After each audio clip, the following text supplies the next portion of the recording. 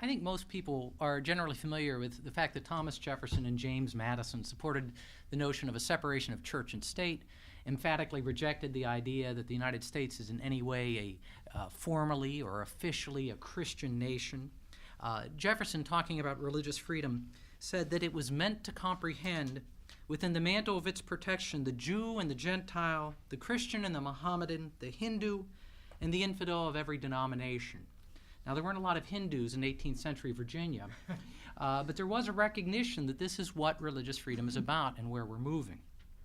Now, more recently, members of the Supreme Court and a number of historians have begun to question the centrality of Jefferson and Madison. Why should we look to Jefferson and Madison to understand religious freedom rather than the other 100 founding fathers or other people in the 18th century?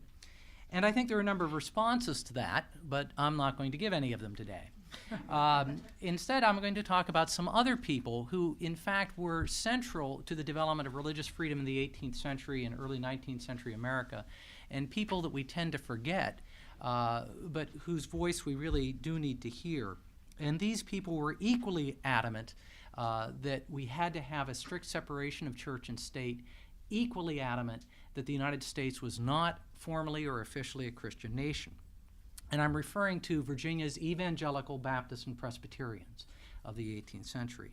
Now, these people were central to the debate. They were central to the adoption of the Virginia statute for establishing religious freedom, and they demanded separation of church and state and expressly rejected the notion that we were a Christian nation.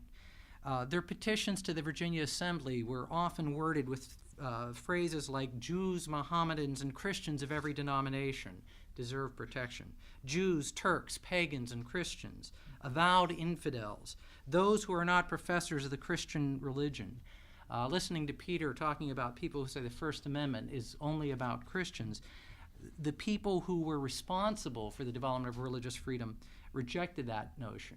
And in fact, when there was a proposal to benefit the Christian religion, they wrote another petition from a group said, "Why then are pagans and Mohammedans compelled to contribute to the support of the Christian religion?" So they rejected this idea.